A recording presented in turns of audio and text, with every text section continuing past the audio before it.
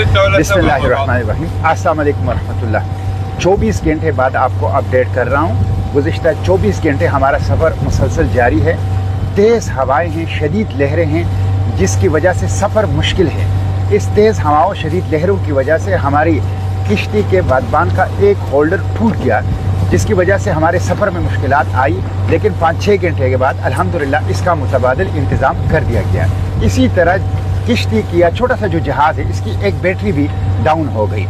2 जो हमारे साथ मुसाफिर हैं वो भी शदीद बीमार हैं, जिसकी वजह से उनको भी भरपूर तवज्जो देनी पड़ी। लेकिन इन मुश्किलात के बावजूद, जो कि इस सफ़र का एक लाजमी हिस्सा है, अल्हम्दुलिल्लाह हमारा सफ़र गज़ा की तरफ जारी है।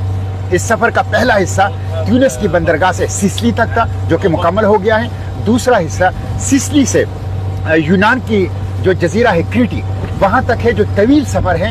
इसमें 24 घंटे गुजर चुके हैं और 40 घंटे मजीद बगैर किसी वक्फे के हमें यह सफ़र जारी रखना होगा इन पानियों के अंदर। और फिर क्रीटी से हम सब वहाँ जमा होंगे, फॉर्मेशन बनेंगे और वहाँ से इंटरनेशनल पानियों के अंदर दाखिल होकर सीधा गज़ा के सामने निकलेंगे।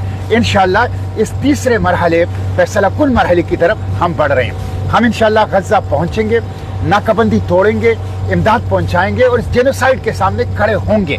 जो ज़ोयनिस्ट अपार्थाइड रेशिस्ट जेनोसाइडल रिजीम है, वो धमकियां दे रही है कि फ्लोटेला को दहशतगर्द हैं और इनको दहशतगर्दों की तरह डील किया जाएगा। इसके खिलाफ आवाज उठाने की जरूरत है। आवाज उठाएं, हुकूमत पाकिस्तान को जगाएं, आलमी बिरादरी को पाकिस्तान की हुकूमत के जरिए से जगाएं कि वो फ्लोटेला को तहफ़्फ़ुज़ दें।